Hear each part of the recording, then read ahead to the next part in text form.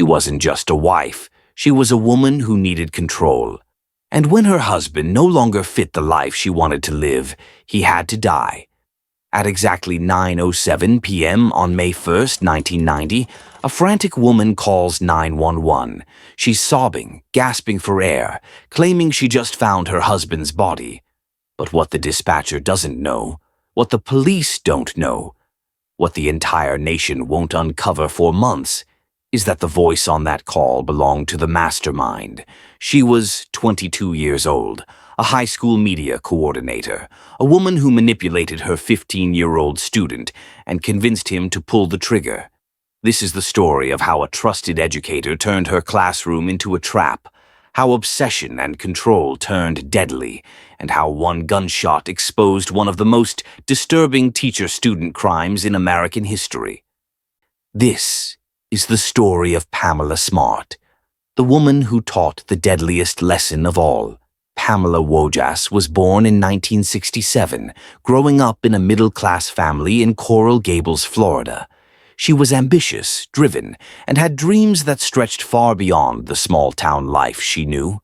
In 1986, while working as a DJ at a local radio station, 19-year-old Pamela met Gregg Smart. He was 21, charming, with an easy smile and dreams of his own. Gregg worked in insurance but had bigger aspirations. He wanted to open his own business someday. Their romance had all the makings of a tragic love story. Gregg was smitten with Pamela's confidence and ambition. She was drawn to his kindness and stability. Friends described them as the perfect couple, young, attractive, and deeply in love. On May 7th, 1989, Pamela and Gregg exchanged vows in a beautiful ceremony, surrounded by family and friends. She was 21, he was 24. The future seemed bright and full of possibilities. They settled into married life in Derry, New Hampshire, where Pamela landed her dream job as a media coordinator at Winnacunnet High School in Hampton. She was popular with students, organizing school events and running the media program. Gregg supported her career while building his own in the insurance business. To the outside world, Pamela and Gregg Smart were the picture of a perfect couple, young, ambitious, and seemingly in love. But behind the smiles and success was a secret so dark it would shatter everything they built together. Early 1990 brought the first signs of trouble. The charm was fading, and the people around them could feel it. Pamela, who had always been ambitious, began expressing frustration with small-town life. She dreamed of bigger things, perhaps a career in television or media in a major city. Gregg, meanwhile, was content with their life in New Hampshire and wasn't eager to uproot everything they'd built. Those close to the couple noticed that Pamela seemed restless, almost bored. She would make comments about feeling trapped, about wanting more excitement in her life. Gregg, ever the devoted husband, tried to be understanding, but the tension was building. At Winnacunnet High School, Pamela was developing particularly close relationships with some of her students. She was only a few years older than many of them, and she began to blur the professional boundaries that should exist between teacher and student.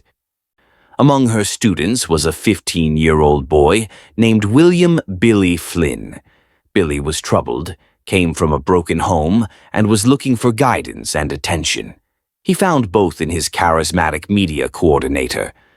What started as mentoring slowly evolved into something much more dangerous. Pamela began confiding in Billy about her marriage, her dreams, her frustrations. She made him feel special, chosen, mature beyond his years. To those around them, nothing seemed unusual, just a teacher and her student sharing an interest.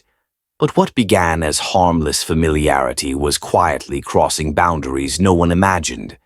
Pamela was growing increasingly resentful of what she saw as Gregg's limitations. And in young Billy Flynn, she saw an opportunity. Someone she could control, someone who would do anything for her attention and approval. What Pamela Smart was about to do would cross every line imaginable, as a wife, as a teacher, and as a human being. By March 1990, Pamela Smart had made a decision that would destroy multiple lives forever. Her inappropriate relationship with 15-year-old Billy Flynn had crossed into criminal territory. According to later testimony, Pamela began seducing the vulnerable teenager, using her position of authority and his emotional neediness to manipulate him completely. She convinced Billy that she loved him, that they had a future together. But there was one obstacle standing in their way. Gregg Smart had no idea that his wife was having an affair with one of her students. He continued to work hard, support Pamela's career, and plan for their future together. But Pamela had other plans. Rather than simply asking for a divorce, Pamela Smart began planting a seed in Billy Flynn's impressionable mind. She told him that divorce would ruin her reputation, that she would lose everything. She painted herself as trapped, as a victim of circumstances. And then she made the unthinkable suggestion. What if Gregg simply wasn't around anymore? What if something happened to him? Then they could be together without any complications, without any scandal. Billy, completely under Pamela's spell, recruited two of his friends, Pete Randall, 17, and Vance Latime Jr., 18. These were troubled teenagers from broken homes, looking for excitement and willing to follow Billy's lead. Pamela Smart, the trusted teacher, the respected member of the community, was now actively planning her husband's murder. She provided the boys with detailed information about Gregg's schedule, about when he would be home alone, about how to make it look like a burglary gone wrong. She even went so far as to remove her jewelry from the house beforehand to make the staged robbery more convincing. Every detail was calculated, every move planned. This was not a crime of passion. This was cold, calculated murder. On May 1st, 1990, Pamela Smart put her deadly plan into motion. May 1st, 1990 started like any other Tuesday in the Smart household. Gregg went to work at his insurance office, completely unaware that this would be the last normal day of his life. That evening, Pamela made sure she had an alibi. She attended a school board meeting at Winnicunnet High School, making herself visible to multiple witnesses. Meanwhile, she had given Billy Flynn and his accomplices the green light to carry out their horrific plan. At approximately 6 p.m., as Gregg Smart arrived home from work, Billy Flynn, Pete Randall, and Vance Latime were waiting. They had entered the house using information Pamela had provided, positioning themselves for what they intended to stage as a burglary. What happened next would haunt everyone involved forever. According to later testimony, when Gregg entered his home, he was confronted by the three teenagers. In a moment that lasted mere seconds, 24-year-old Gregg Smart was shot once in the head. A young man who had done nothing wrong, who had simply married the woman he loved and tried to build a life with her, was dead. His only crime was standing in the way of his wife's twisted fantasy. The teenagers ransacked the house to make it look like a robbery, taking some items to sell the illusion. But in their inexperience and panic, they made crucial mistakes that would later unravel their story. At 9:07 p.m., Pamela Smart returned home from her school board meeting. According to her later statements to police, she found the front door ajar and called out for her husband. When she discovered his body, she called 911. Her call to emergency services would later be analyzed by experts.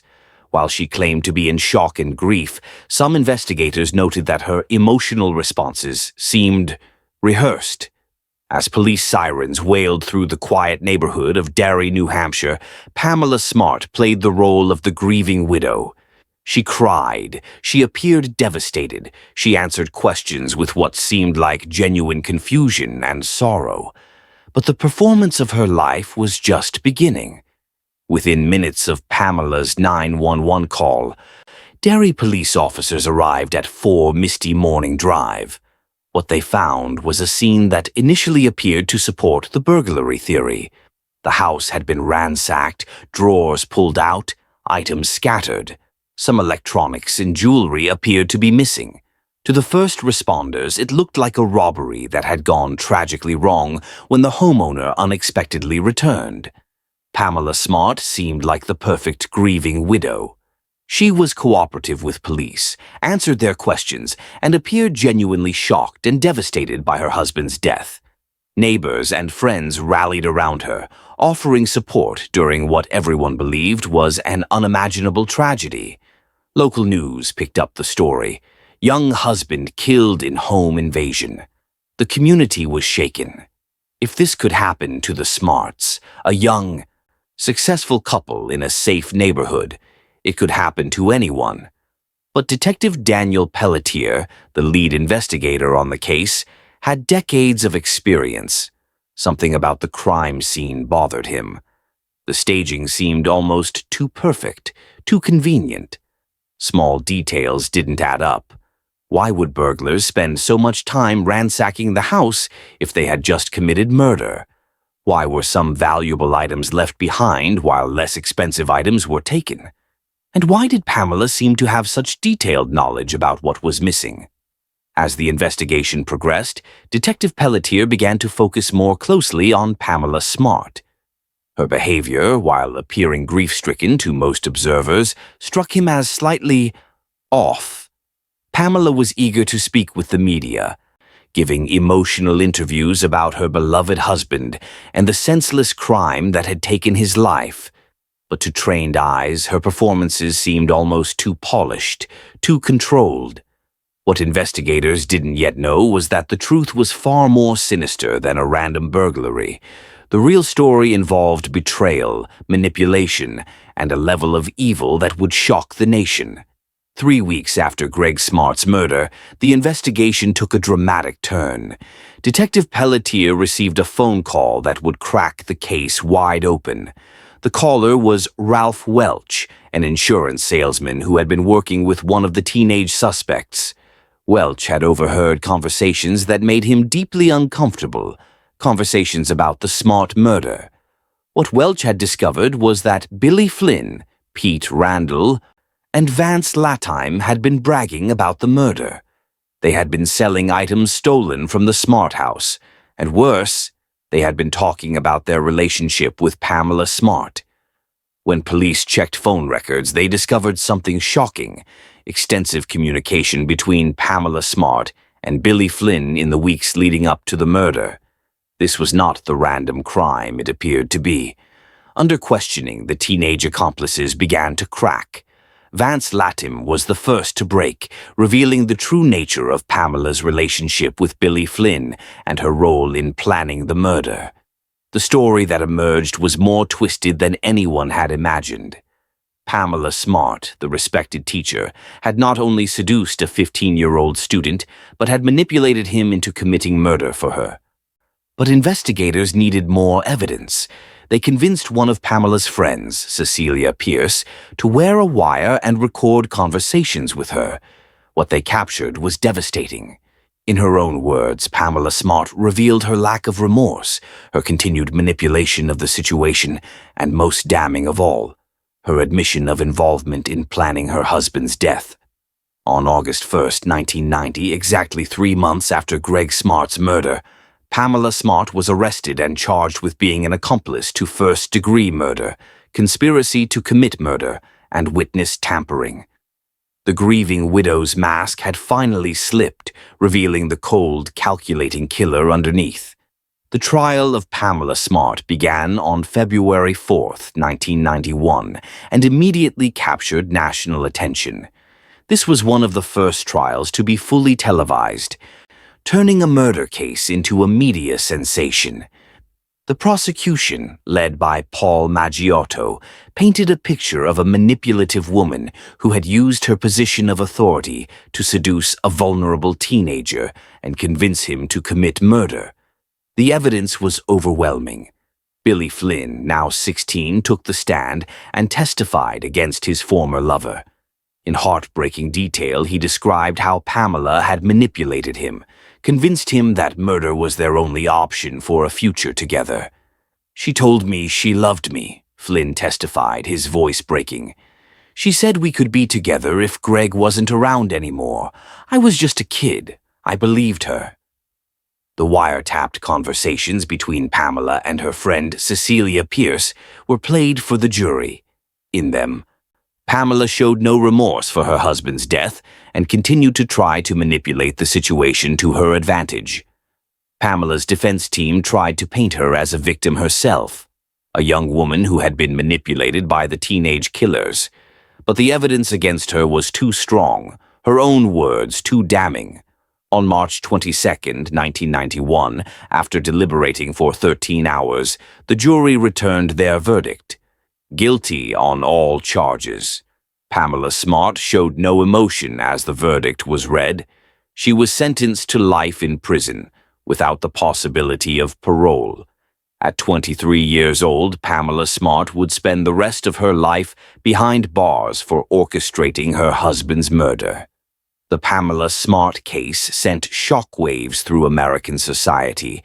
It highlighted the dangers of inappropriate relationships between teachers and students, the vulnerability of troubled teenagers, and the devastating consequences of manipulation and betrayal. Today, more than 30 years later, Pamela Smart remains in prison. She has maintained her innocence in various appeals and interviews, but has never shown genuine remorse for her role in Gregg Smart's death. Billy Flynn was sentenced to 28 years to life and was granted parole in 2015 after serving 25 years. He has expressed deep remorse for his actions and has worked to rebuild his life. Pete Randall was paroled in 2003 and Vance Latime in 2005. But for Gregg Smart's family, the pain continues. They lost a son, a brother, a beloved family member to a senseless act of violence orchestrated by the woman who had promised to love him forever. The case of Pamela Smart serves as a chilling reminder that evil can hide behind the most innocent facades. A teacher, a role model, someone entrusted with shaping young minds, used that trust to destroy lives. Love should lift us up, inspire us to be better people, to protect and cherish those we care about. But when love becomes twisted by selfishness, manipulation, and betrayal, it can become the most destructive force imaginable. Gregg Smart was just 24 years old when he died. He deserved so much more than the life that was stolen from him. His memory serves as a reminder that behind every crime, there are real victims, real families, real pain that lasts forever. You've been watching True Crime Wound, where love stories take a dark turn. Subscribe for more true stories of passion, betrayal, and deadly secrets. And remember, the people we trust the most sometimes have the power to hurt us the deepest.